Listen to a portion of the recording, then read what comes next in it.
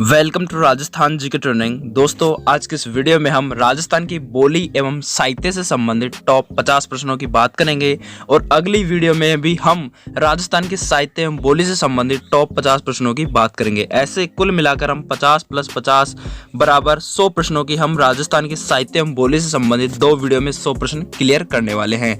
तो चलिए आज के इस वीडियो को शुरू करते हैं। आप पैसेंस बनाकर वीडियो को अंत तक जरूर देखना। चलिए वीडियो स्टार्ट करते हैं। सवाल नंबर 1 दोस्तों, सुंदर विलास के रचयिता कौन है? सुंदर विलास के रचयिता अपने कौन है? सुंदर दास जी अपने सुंदर विलास के रचयिता हैं। अगला प्रश्न है दोस्तों, कालिदास के नाटकों का अनुवाद राजस्थानी भाषा में किसने किया था? इंपॉर्टेंट प्रश्न है दोस्तों कि कालिदास के नाटकों का अनुवाद राजस्थानी भाषा में किसने किया था? तो किसने किया था? एक चंद्र सिंह ने किया था। किसने किया था? चंद्र सिंह ने किया था।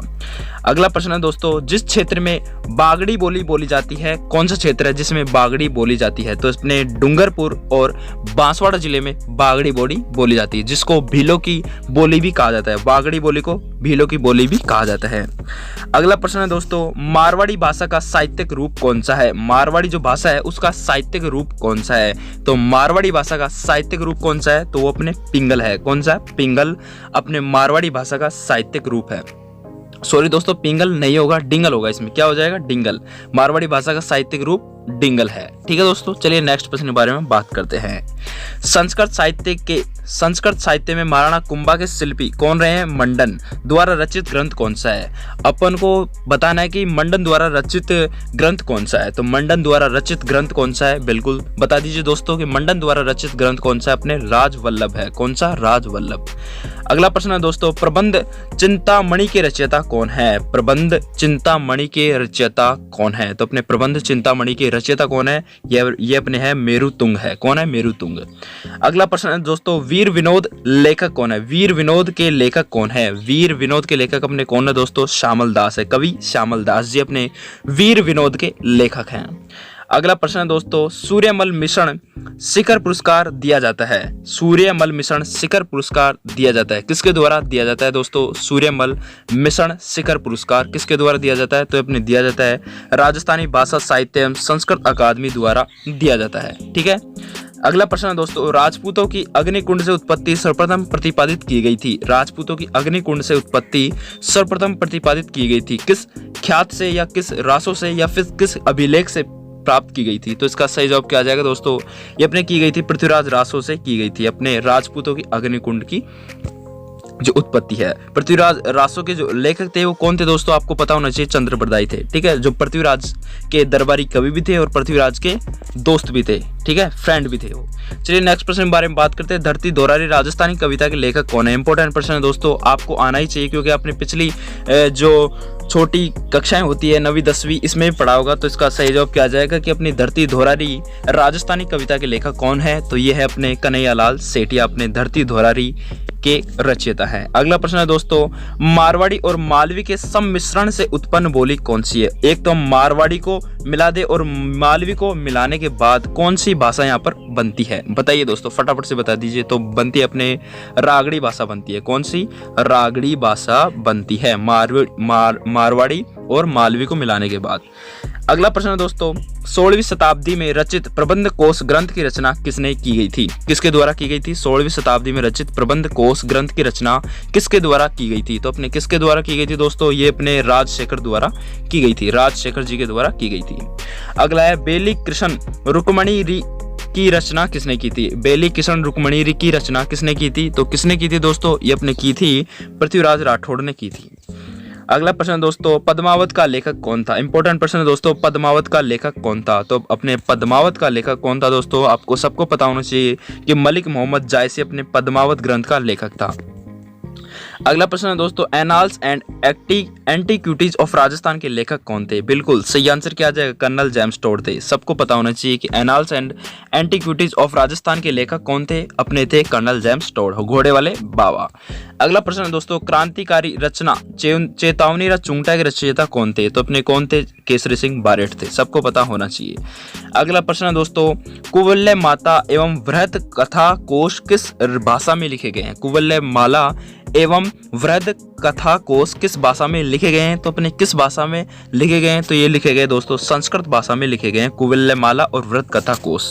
ठीक है, अगला प्रश्न दोस्तों, राजस्थानी भाषा का शब्दकोश का निर्माण किया। राजस्थानी भाषा का शब्दकोश का निर्माण किया किसने किया था दोस्तों? तो अपने किया था, किसने किया था? सीताराम लालसा ने किया था, सीताराम लालसा ने किया था।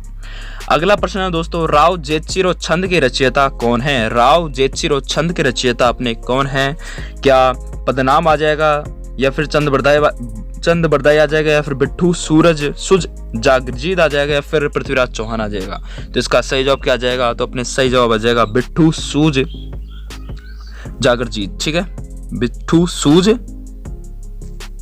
अगला प्रश्न है दोस्तों, राजस्थानी भाषा साहित्य अकादमी का मुख्यालय कहाँ स्थित है? राजस्थानी भाषा साहित्य अकादमी का मुख्यालय कहाँ स्थित है? सबको पता होना चाहिए दोस्तों। कहाँ है दोस्तों? फटाफट से बता दीजिए। तो इसका सही जवाब क्या आ जाएगा? अपने जयपुर जिले में है। कहाँ है? जयपुर में है, जोधपुर मत कर देना। ठीक है, अगला प्रश्न है दोस्तों, संस्कृत साहित्य की उस रचना का नाम बताइए जिसमें बूंदी के राजा सुरजनहाड़ा के चरित्र का वर्णन किया गया है। सुरजनहाड़ा के चरित्र का वर्णन किस साहित्य में किया गया है दोस्तों? तो अपने किस साहित्य में किया गया है? सबको पता होना चाहिए। तो किस में किया गया है? सुरजन चरित्र में किया गया है।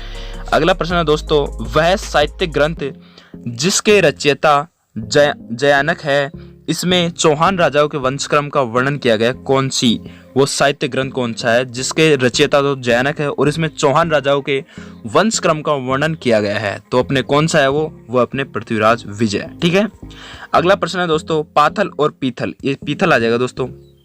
पाथल और पीथक नामक पुस्तक के लेखक कौन है? पाथल और पीथक नामक पुस्तक के लेखक कौन है? तो अपने कौन है दोस्तों? सबको पता होना चाहिए, कन्हैयालाल सेठिया है। अगला प्रश्न है दोस्तों, संत दादू दयाल और उनके शिष्यों की रचनाएं किस भाषा में लिखी गई है? इंपॉर्टेंट प्रश्न है दोस्तों, स्टार लगा लीजिएगा कि संत दादू दयाल और उनके शिष्यों के द्वारा रचित जो रचनाएं हैं वो किस भाषा में लिखी गई हैं? तो किस भाषा में? तो अपने ढूंढाड़ी भाषा में लिखी गई है। किसमें? ढूंढाड़ी। अगला प्रश्न है दोस्तों, बीसलदेव रासों के रचनाकार कौन है? बीसलदेव रासों के रचनाकार कौन है? तो अपने कौन है? नरपति नाल्ले है। कौन है? नरपति नाल्ले जी अपने बीसलदेव रासों के रचनाकार हैं। अगला प्रश्न है दोस्तों, हाड़ौती बोली राजस्थान के किस क्षेत्र में प्राय नहीं बोली जाती? हाड़ौती जो बोली है वो राजस्थान के किस क्षेत्र में नहीं बोली जाती? नहीं पूछ रहा है, तो अपने कहाँ नहीं बोली जाती? अपने झालावाड़ में बोली जाती है, कोटा में बोली जाती है और भरतपुर में नहीं बोली जाती दोस्तों। भरतपुर एक मेवात क्षेत्र है, इसमें नहीं बोली जाती और बूंदी में बोली जाती है। अगला प्रश्न है दोस्तों, राजस्थान राज्य में मारवाड़ी भाषा का प्रथम व्याकरण किसने लिखा था? राजस्थानी राज्य में मारवाड़ी भाषा का प्रथम व्याकरण किसने लिखा था? इंपॉर्टेंट प्रश्न दोस्तों, स्टार लगा लीजिएगा कि राजस्थान राज्य में मारवाड़ी भाषा का प्रथम व्याकरण किसने लिखा था? तो किसने लिखा था दोस्तों? सबको पता होना चाहिए, रामकरण आसोपा जी ने लिखा था। ठीक है, अगला प्रश्न है, राजशेखर द्वारा रचित ग्रंथ कौन सा है? अभी हमने पीछे पढ़ के ही आए थे कि राजशेखर जी द्वारा रचित ग्रंथ कौन सा है? प्रबंध कोश है। कौन सा है? प्रबंध कोश है। अगला प्रश्न है दोस्तों, अमर काव्य वंशावली के रचयिता कौन है? अमर काव्य वंशावली के रचयिता कौन है? तो कौन है? रणछोड़ भट्ट जी हैं। कौन है? रणछोड़ भट्ट। अगला प्रश्न है दोस्तों, चारण शैली दूसरे किस नाम से जानी जाती है? अपने चारण शैली है वो दूसरे किस नाम से भी जानी जाती है? बता दीजिए दोस्तों, किस नाम से जानी जाती है? सबको बता दीजिए कि डिंगल भाषा के नाम से भी जानी जाती है। डिंगल के नाम से भी अपने चारण शैली जानी जाती है। अगला प्रश्न है दोस्तों, राजस्थान ब्रज भाषा अकादमी किस स्थान पर है? राजस्थान ब्रज भाषा अकादमी किस स्थान पर है? बिल्कुल सबको पता होना चाहिए, अपने भरतपुर जिले में अपने क्या है? राजस्थान ब्रज भाषा अकादमी भरतपुर जिले में है। ठीक है, अगला प्रश्न है दोस्तों, नैन सिरी ख्यात किस भाषा में लिखी गई है? नैन सिरी ख्यात मोहणोत नैन सिरी ख्यात किस भाषा में लिखी गई है? तो अपने लिखी गई है राजस्थानी भाषा में लिखी गई है। अगला प्रश्न है दोस्तों, राजस्थान के किस जिले में ब्रज भाषा नहीं बोली जाती? क्या लिखा है यहाँ पर? नहीं बोली जाती। तो राजस्थान के किस जिले में ब्रज भाषा नहीं बोली जाती दोस्तों? बता दीजिए। तो अपने धौलपुर में बोली जाती, बिल्कुल अलवर में, भरतपुर में बोली जाती, लेकिन अपने कोटा में नहीं बोली जाती। कोटा में नहीं बोली जाती। ठीक है, अगला प्रश्न है दोस्तों, हम्मीर महाकाव्य के रचनाकार कौन है? हम्मीर महाकाव्य है उसके रचनाकार कौन है? तो कौन है? ये अपने नैन चंद सूरी हैं। कौन है? नैन चंद सूरी अपने हम्मीर महाकाव्य के रचनाकार हैं। अगला प्रश्न है दोस्तों, कान्नड़ देव प्रबंध की रचना किसने की थी? कान्नड़ देव प्रबंध की रचना किसने की थी? तो अपने की थी पद्मनाभ कवि ने की थी। पद्मनाभ कवि ने अपने कान्नड़ देव प्रबंध की रचना की थी।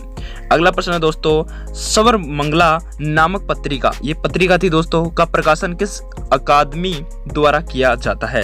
सवर मंगला नामक पत्रिका का प्रकाशन किस अकादमी द्वारा किया जाता है? तो अपने किया जाता है राजस्थान संस्कृत अकादमी द्वारा किया जाता है। किसके द्वारा? राजस्थान संस्कृत अकादमी द्वारा अपने स्वर मंगला नामक पत्रिका का प्रकाशन किया जाता है। अगला प्रश्न है दोस्तों, राजस्थान की मूल भाषा कौन सी है? इंपॉर्टेंट है दोस्तों, इसको भी स्टार लगा लीजिएगा कि राजस्थान की मूल भाषा कौन सी है। तो दोस्तों फटाफट से बताइए कमेंट करके कि राजस्थान की मूल भाषा कौन सी है। तो कौन सी है दोस्तों? मारवाड़ी अपने राजस्थान की मूल भाषा है। अगला प्रश्न है दोस्तों, वंश भास्कर के रचयिता कौन है? वंश भास्कर के रचयिता कौन है? फटाफट से बता दीजिए कौन है? सूर्यमल मिश्र है अपने वंश भास्कर के रचयिता। अगला प्रश्न है दोस्तों, राजस्थान राज्य में जोधपुर के दरबारी कवि, ये प्रश्न है दोस्तों कि राजस्थान राज्य में जोधपुर के दरबारी कवि कर्णिदान द्वारा रचित ग्रंथ कौन सा है? कौन सा है दोस्तों? सबको पता होना चाहिए, सूरज प्रकाश अपने कर्णिदान द्वारा रचित ग्रंथ है। अगला प्रश्न है दोस्तों कि ढोला मारूला दुहा का लेखक कौन है? ढोला मारूला दुहा का लेखक कौन है दोस्तों? बता दीजिए। 40वें प्रश्न का उत्तर क्या आ जाएगा? तो अपने कौन है? कवि कल्लोल। कौन है? कवि कल्लोल। अगला प्रश्न है दोस्तों, राजस्थान की कौन सी बोली राज्य के बाहर भी बोली जाती है? इंपॉर्टेंट प्रश्न है दोस्तों कि राजस्थान की कौन सी बोली राज्य के बाहर भी बोली जाती है? कौन से राज्य में बोली जाती है? तो वो बोली जाती है मध्य प्रदेश में बोली जाती है। और कौन सी बोली है वो दोस्तों? बता दीजिए। मध्य प्रदेश में अपने राजस्थान की कौन सी बोली बोली जाती है? अपने मालवी बोली बोली जाती है। ठीक है, याद रखना। अगला प्रश्न है दोस्तों, तोरावाटी किस राजस्थानी भाषा की उपबोली है? तोरावाटी नदी के क्षेत्र को बोला जाता है, नदी के जो भाव क्षेत्र को तोरावाटी बोला जाता है, लेकिन यहाँ पर तोरावाटी किस राजस्थानी भाषा की उपबोली है? बता दीजिए दोस्तों। अपने ढूंढाड़ी भाषा की उपबोली है अपने तोरावाटी। अगला प्रश्न है दोस्तों, राजस्थानी भाषा का मध्यकालीन तथा कथा साहित्य सामान्यतः किस रूप में मिलता है? राजस्थानी भाषा का मध्यकालीन कथा साहित्य सामान्यतः किस रूप में मिलता है? किस रूप में मिलता है दोस्तों? तो अपने मिलता है ये वात के रूप में। वात मतलब कि बातों के रूप में मिलता है। किसके रूप में? बातों के रूप में मिलता है। अगला प्रश्न है दोस्तों, वंश भास्कर में किस राज्य का इतिहास वर्णित है? अपने वंश भास्कर है उसमें किस राज्य का इतिहास वर्णित है? तो अपने बूंदी राज्य का इतिहास वर्णित है वंश भास्कर के अंदर। किसका? बूंदी राज्य का। अगला प्रश्न है दोस्तों, सुमेलित कीजिए। फटाफट से सुमेलित कीजिए दोस्तों, इसका सही आंसर क्या आ जाएगा? तो अपने संगीत रत्नाकर के रचयिता कौन है दोस्तों? तो अपने संगीत रचनाकार के रचयिता अपने कौन है? सारंगदेव है। और इसका तो पता ही होगा कि श्रृंगारहार के रचयिता कौन है? ये अपने हैं हमीर। तो और अगला है संगीत रत्नावली के रचनाकार कौन है? संगीत रत्नावली के रचनाकार सोमपाल है। और अपने संगीत पारिजात के रचनाकार अपने अहोबल है। तो इसका सही आंसर क्या आ जाएगा दोस्तों? ये आ जाएगा। ठीक है, एक ही ऑप्शन इसमें सही आंसर आ रहा है। अगला प्रश्न है दोस्तों, दुर्सा आठा ने किस ग्रंथ को पांचवा वेद कहा है? दुर्सा आठा ने किस ग्रंथ को पांचवा वेद कहा है? तो अपने किस ग्रंथ को कहा? वेली किशन रुक्मणी री को क्या कहा है? दुर्सा राठा ने पांचवा वेद कहा है। अगला प्रश्न है दोस्तों, प्रसिद्ध इतिहासविद पंडित गौरीशंकर हीराचंद ओझा का जन्म किस स्थान पर हुआ था? बता दीजिए दोस्तों कि पंडित गौरीशंकर हीराचंद ओझा जी का जन्म किस स्थान पर हुआ था? सबको पता होना चाहिए कि सिरोही जिले में हुआ था। कहां पर हुआ था? अपने सिरोही जिले में हुआ था। अगला प्रश्न है दोस्तों, कौन सा युग्म असंगत है? संगत नहीं, असंगत बताना है कि कौन सा युग्म असंगत है। गोडवाड़ी पाली क्षेत्र बिल्कुल सही है दोस्तों। मालवा क्षेत्र बिल्कुल सही है। शेखावटी क्षेत्र बिल्कुल सही है, लेकिन देवड़ावाटी अपने देवड़गढ़ क्षेत्र बिल्कुल गलत है दोस्तों। अगला प्रश्न है दोस्तों कि राजस्थानी साहित्य की रचना अचलदास खिचरी वचनिका के लेखक कौन है? अचलदास खिचरी की वचनिका के लेखक कौन है दोस्तों? सबको पता होना चाहिए कौन है? शिवदास गांडण है। कौन है? शिवदास गांडण।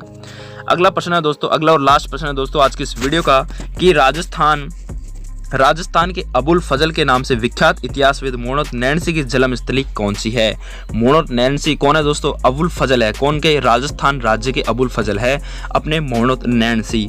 उनका जो जन्मस्थली है वो कौन सी है दोस्तों? सबको पता होना चाहिए, जोधपुर है। कौन सी? जोधपुर है। तो ये थे दोस्तों अपने राजस्थान की बोली एवं साहित्य से संबंधित टॉप 50 प्रश्न। आशा करता हूँ आपको ये वीडियो अच्छी लगी होगी। इसका जो अगला पार्ट है वो कल आपको देखने को मिलेगा। और ठीक है दोस्तों, मिलते हैं नेक्स्ट वीडियो में। तब तक के लिए जय हिंद, जय भारत।